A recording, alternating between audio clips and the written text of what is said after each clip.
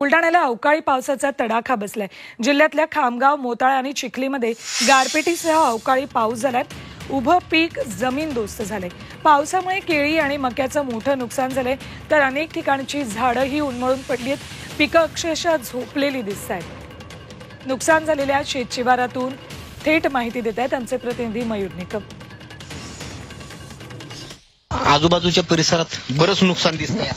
100% नुकसान झालेलं आहे। काल संध्याकाळी 4-4:30च्या दरम्यान मध्ये आलेला पाऊस व गारपीट झालेले वादळी वाड्याचं झालेले नुकसान, खूप नुकसान झालेलं आहे। गावातील पत्रे तसेच गावातील शाळा, बऱ्याच ठिकाणचं शेतीचं नुकसान इकडेही झालेलं आहे। पूर्ण आता सध्या 2-3 गावातही नुकसान जास्त भरपूर प्रमाणात झालेलं आहे। आजूबाजूची कोणती गावं आहे? निरोड, पाडा, त्याच्यानंतर शिराळा या ठिकाणचे खूप नुकसान झालेलं आहे। हे जवळपास 3.5 ते 4 लाखाचं नुकसान झालेलं आहे या शेतकऱ्याचं।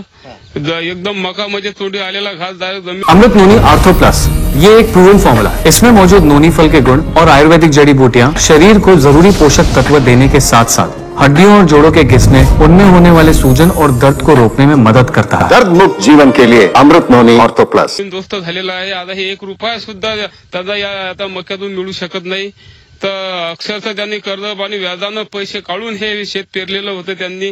आता त्यांना विचार पडला की आता हे पैसे आता आपण कसे द्यायचे सावकाराचे। तोंडाशी आलेला आता ते खुणीला आलं होतं, त्यामुळे आता खूप दानादान झाली त्याची, दाणे सारे गळून पडले त्याचे। हायब्रिड संपूर्ण फुटलेला आहे।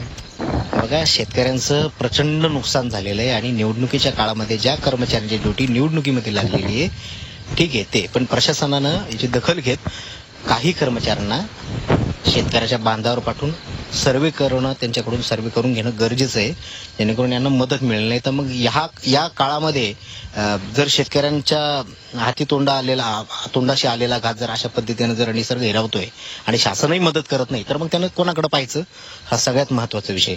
व्हिडिओ जर्नलिस्ट श्रीकांत मी मयूर निकम, झी मीडिया, लोखंडा, बुलढाणा।